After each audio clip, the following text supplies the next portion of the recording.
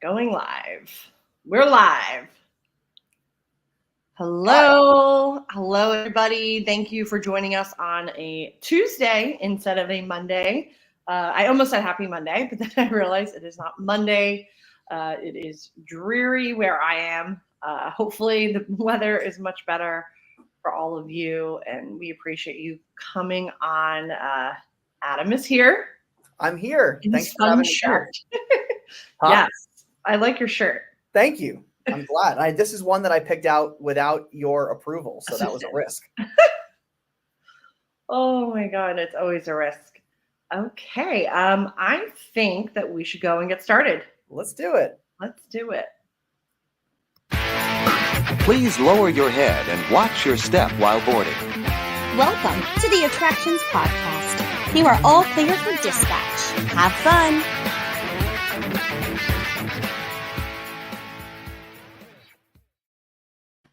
To the Attractions Podcast, sponsored by MEI and MEI-Travel. I'm Carly. And I'm Adam. And we are here to talk to you about the latest and greatest in theme park news. And there's kind of a lot going on, and a little bit about what's going on in our lives. Seth is not here. He's covering Fringe Fest in Orlando, so his life is a disaster right now. But I have Adam back. I told you last time, I love doing this podcast. So anytime you want me back, I am happy to do it. And you don't even have to email me because we live in the same place. That is perfect. Yes, we do live in the same place. I know a lot of people have asked, why aren't you in the same room? Adam actually works out of a studio and I work out of the house. So our workspaces are not in the same place. So that's why we're not just hiding out in two different rooms. But I want to get into the big news that just dropped like right now. DreamWorks Land that is opening at the Universal Orlando Resort this June just announced their exclusive annual pass holder preview. So this will open up on May 21st. So very, very soon. You're going to want to make notes of that. And the annual pass holder preview for DreamWorks Land will be May 24th through May 27th. So that's in advance of the public opening, in advance of the media previews. And you will have the opportunity, you have to have your pass ID ready. So that's the number that's on the back of your card. And you could register for up to 8 pass holders. So you'll be reserving a date and a time, May 21st. We are still waiting on details about exactly how it'll go. It'll probably be like the Mardi Gras floats where there's a link, you have to log in. These will go very fast. Yeah, this is exciting. And also I'm just checking my calendar and we're going to be there already. We are. Oh my God. I didn't. Well, we are going to have to do that then. I totally didn't realize that. I'm like personally just really excited for DreamWorks Land. What about you? I'm getting my dancing shoes on. That's all I'm going to say. I'm getting my dancing shoes on. Yes. Trolls, the Troll coaster I'm ready for. I'm ready to have, there's going to be a Shrexel, which is a Shrek pretzel, which I am like really excited to try. Will there be green cheese? I don't know. We're going to find out. We're going to find out very soon. So I guess we got to get ready for May 21st too, because I want to get in there and go to that annual pass holder preview. I'm really excited about it. And the fact is that we, despite it being like a coaster mainly for children, like, because this is an already existing ride, I like the ride. I'm excited for the new theming. Same. You know what? I love a kid's terrain coaster. No loops, nothing to get nervous about. Just, feel that breeze in the air. And I think it is going to be great. I'm just excited for the land overall and everything coming to Universal. I mean, Back to the Future being used in shows and parades, Jaws. It's just like a perfect throwback for us 90s kids. Yeah. And I know you are, Nickelodeon 90s kids forever. So Universal right now is sort of doing like the Taylor Swift Eras tour where they're like going back to like different stuff and having future stuff. It's really cool. Yes. Oh my God. I know. I'm so excited. It's going to be a great summer for theme park fans. There was some other news today that we're going to get to when we get to the news in the queue. A lot going on. And we just wanted to share yesterday, we went to a new to us Disney property, which was Disney's Hilton Head Island Resort in South Carolina, Hilton Head. If many of you have probably been there on vacation, it was our first time going. So did you love it? I loved it, but I loved it in a different way than I was expecting. Because one thing that we've talked about a lot is we love the characters and we love things that are truly feel like Disney, but you can feel like Disney without having those characters. Sort of like when we walk on the boardwalk at Walt Disney World. And that's sort of what this felt like to me. What did it feel like to you? Absolutely. No, it takes that like magic of Disney. Obviously, the theming was spot on. It was so chill. And I honestly didn't really know what to expect, but I'm really glad we went. And now I can't wait to go back. It just seems like the perfect magical bubble of Disney, but just like light on the Disney. And we got, by the way, can we mention the Disney magic of we were in Dole Whip and the employee was just like, don't worry about it. Have a great day. Yes, that is Disney cast member magic. It was awesome. I know a lot of people love that resort. That's why I've always wanted to go, because a lot of people are really passionate about it. So I'm glad we got to see it. And now we got to go back and stay there. Absolutely. Yes. So are you ready to get into the news in the queue? I am ready. Let's do it. Yes.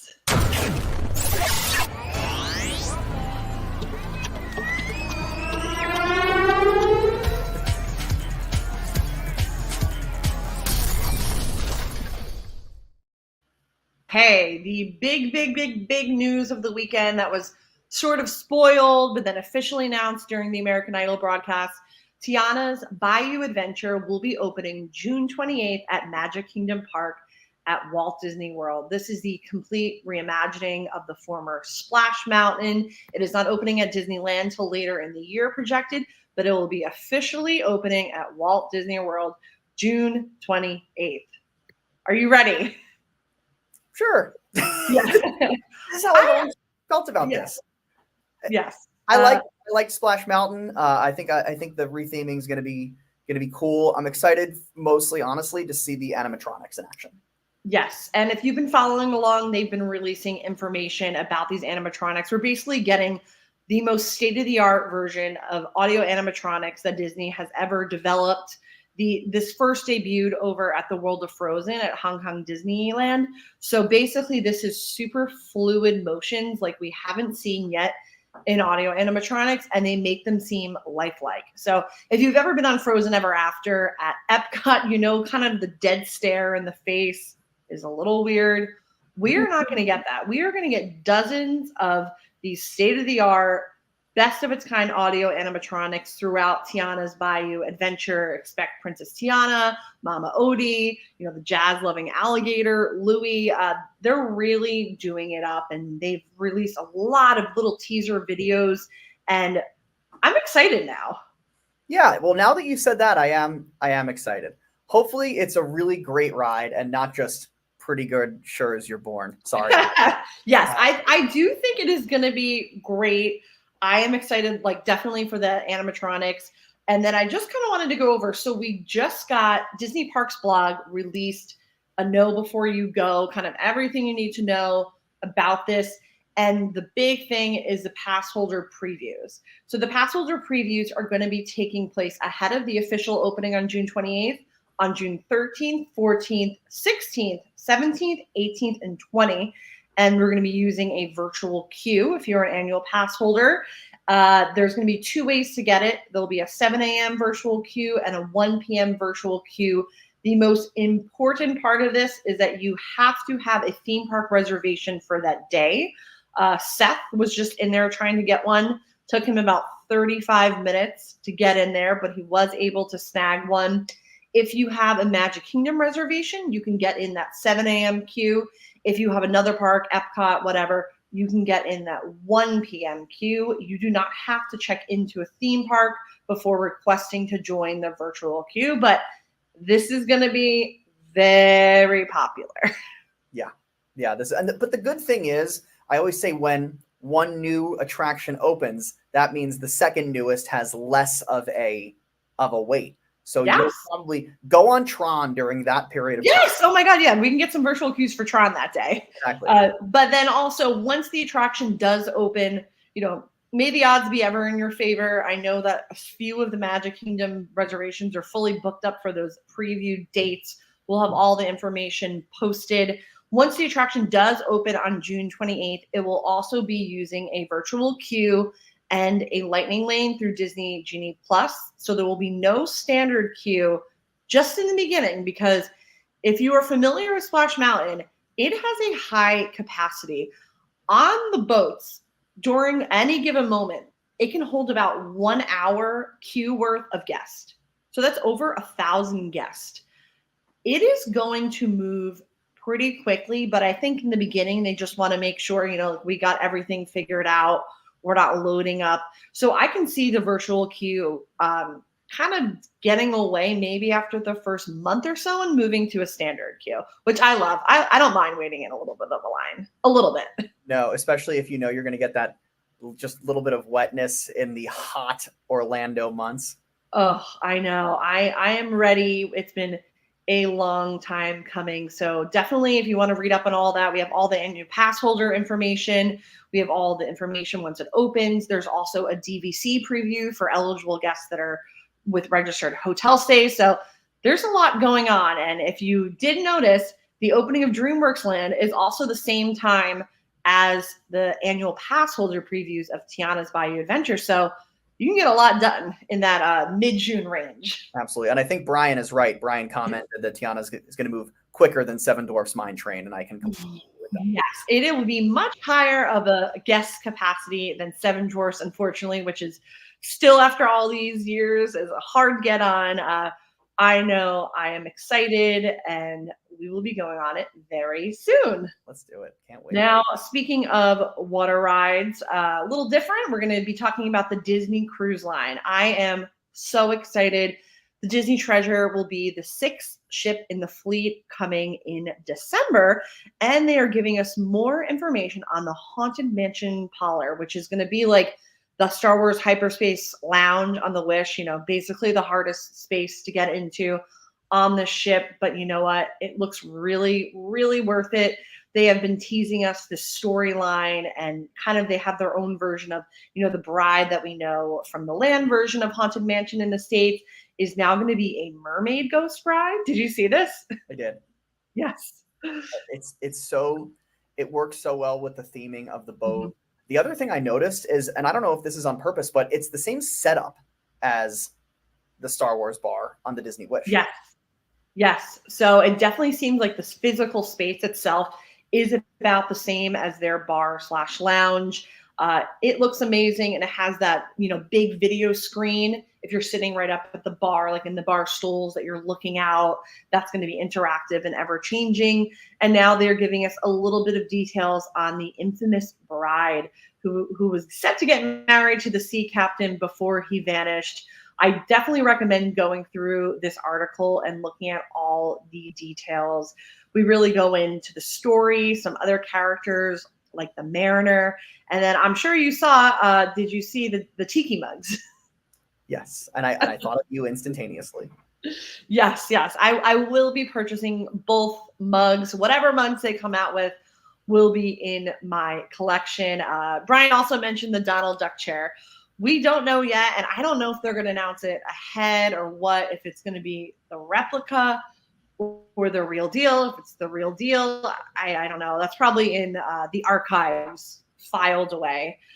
But what I think I'm most excited about is this ghostly aquarium, which is so cool because this was an idea that Raleigh Crump came up with in the 1960s for the Disneyland attraction that never was, the Museum of Weird, which is supposed to be a walkthrough exhibit of oddities and whatnot. And he developed this ghostly aquarium artwork for it. And they use these renderings. And this is going to be brought to life in the Haunted Mansion parlor, which is just so cool. It kind of blows my mind that an idea from 60 years ago is now coming to fruition.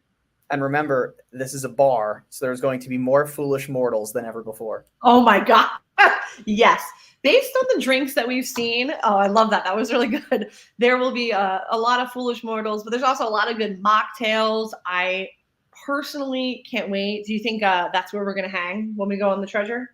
I absolutely. I am so excited to go on this ship. Yes. I mean, if the Wish was great, I can't wait for the Treasure. Right, exactly. I know we love the Hyperspace Lounge on the Wish, and we're not even super Star Wars people. I think it's just getting that high level of immersion in an adult space, sort of like an Oga's Cantina. It's like I don't love the drinks at Oga's Cantina, but I just love being able to hang in that immersion. And I mean, who doesn't love Haunted Mansion? Do not grab your drink. I will do it for you. Oh, I can't wait. We should make that as a shirt. Yes. Yes.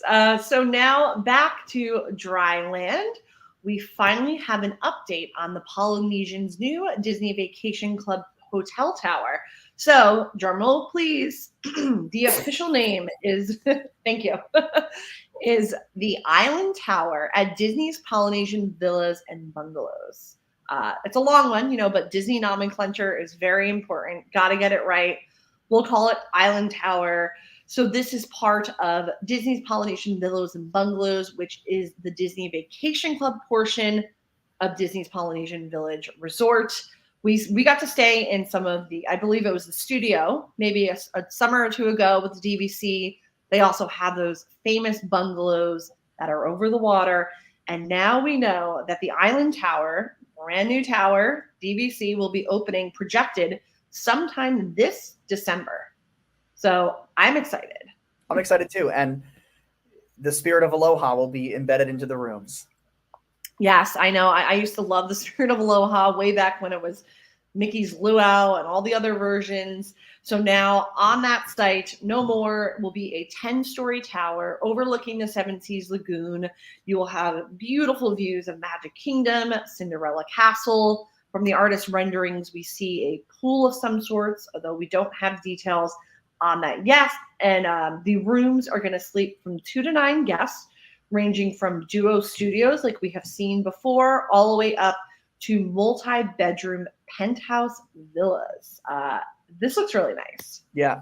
One of the things I'm excited to find out, I don't know if anybody watching or listening is fans of the scent at the Polynesian, but I wonder if it's going to be the same scent when you walk in the lobby or if they're going to have a whole new original scent.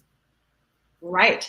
And a lot of people pointed out this is tapping into some of the theming thematically from the original Polynesian property, but it is definitely more of an upscale, luxurious feel. My closest comparison to it is the Gran Destino Tower, which I know you got to go to the Gran Destino Tower with me. I know you haven't stayed there, but you've been there to go to Coronado and whatnot.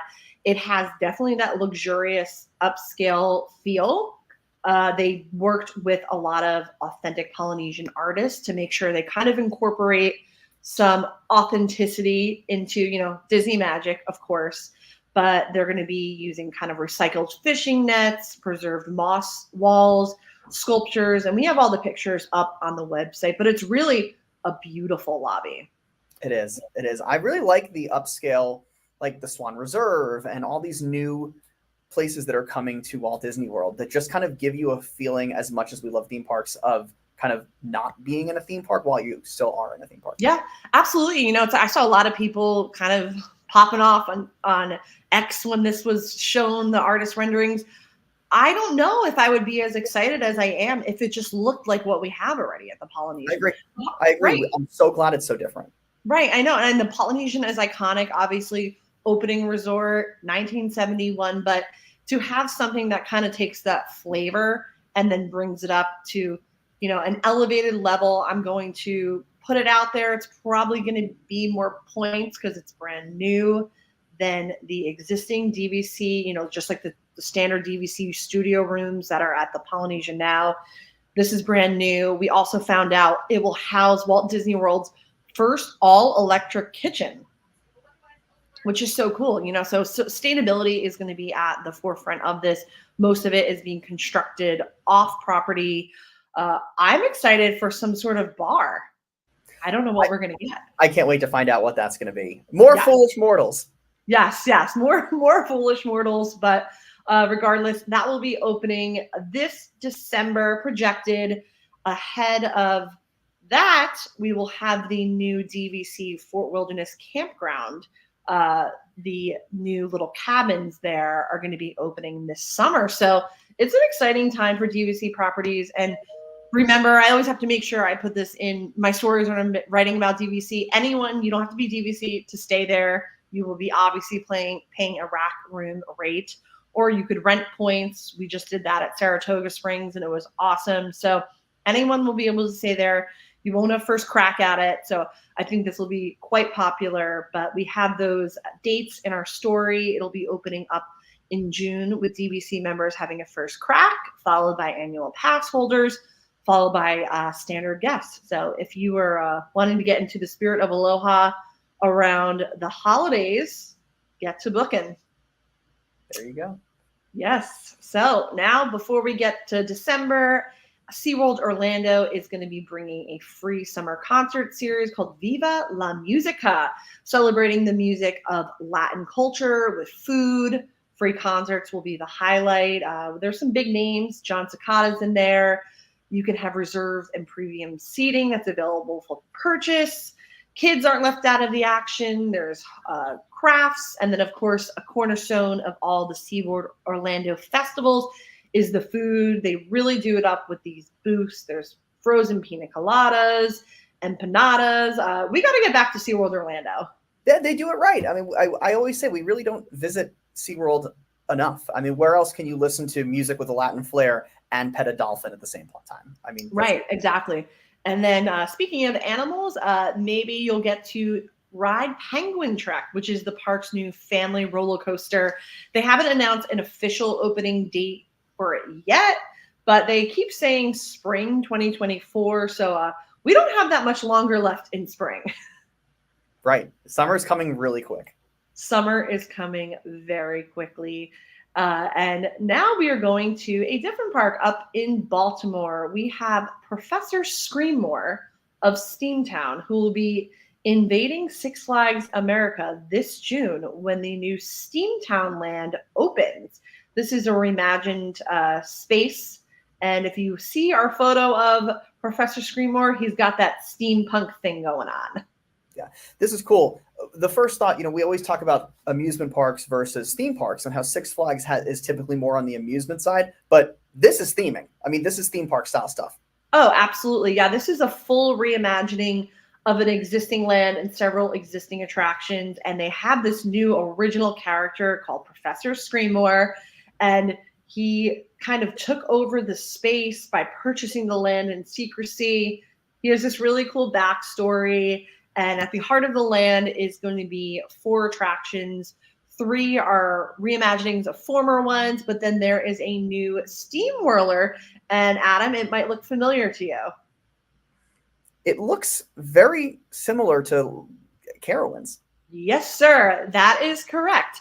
This is the same attraction built by Zamperla.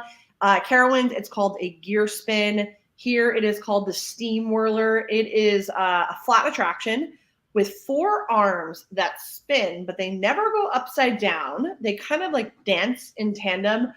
I haven't had the guts to go on it yet because this looks like it defies gravity, time, and space.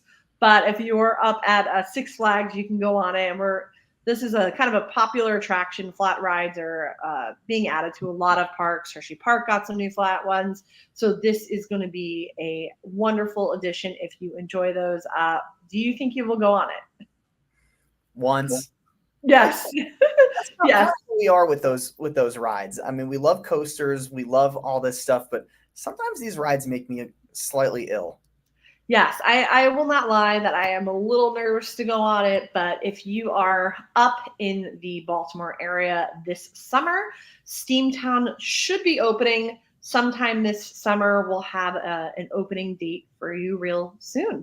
Just don't have crab cakes. Don't have crab cakes and then go on it. No, oh my, no. Please don't do that. And now back to Orlando. Aquatica, which is the water park, Aquatica Orlando, will be introducing AquaGlow, a new after-hours event with laser shows, short waits for water slides, and more. So we've seen these nighttime water park events in Orlando at H2O, at Typhoon Lagoon. They're really fun. They have like music, lights, dance parties, limited edition snacks, and now Aquatica Orlando is getting in on the action. This will take place 16 select dates starting June 7th from 8 p.m. to 11 p.m. So this is the sister water park of SeaWorld Orlando, and it looks really fun. They have a rapid river, which we love the rapid rivers. How good is the Volcano Bay one? I love just sitting in there, Just Yes. letting yourself glide. This Yeah, is your body just goes. So they also have a rapid river, and they are going to be adding some mist and lighting events to kind of get into the spirit. They're going to be doing a foam dance party, which I always love a good foam dance party. And it just should be fun. And it's so hot in the summer. So if you're thinking like 8 p.m., it's still going to be hot. Yeah. One of the things that I always say, we always talk about, is I wish more water parks were open late. And Yes. This is one of those things where I actually feel like this kind of was a little bit quiet of news because of everything going on at Universal and Disney. But like neon lights and water slides and music, like this might have been more of a quiet announcement, but this is one of the coolest announcements that's come up in a bit. Yeah, I agree. Yeah, I mean, summer, it's hot. It's hotter than ever in Orlando. So definitely take advantage of it, because you won't be like burning your feet on the pavement from 8 to 11 p.m. And if you are interested, tickets start at $50 depending on the date. Aquatica Pass members are going to receive a discount. So definitely check that out if you think that's something you're going to be interested in. I have to be submerged in water about 85% of the time when I'm in Orlando in the summer. So as we get older and older, we need more and more water. Yes, we just need the water. I need to be in the Speaking water. I could do a few hours in the park. Exactly. Drink water and in water. So we had a lot this week, but that's all we have for the news in the queue. But before we get to this week's main attraction, let's hear a quick word from our sponsor. The Attractions Podcast is brought to you by MEI and MEI-Travel. Whether your next vacation is a magical trip to the theme parks, an exciting adventure to the pyramids of Egypt, or just a relaxing cruise on the turquoise waters of the Bahamas, MEI-Travel provides premium service and expert advice to help you get the most of your vacation. They are always free of any hidden fees or costs to you. Visit them at MEI-Travel.com. It's time for the main attraction!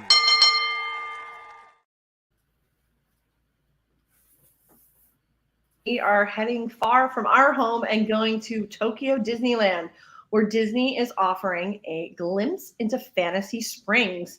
This will be the new multi-IP land that is opening up at Tokyo Disney Sea next month. And let's just say a lot of us US-based Disney fans are jealous, because this is kind of the super state-of-the-art rides that we would love to have.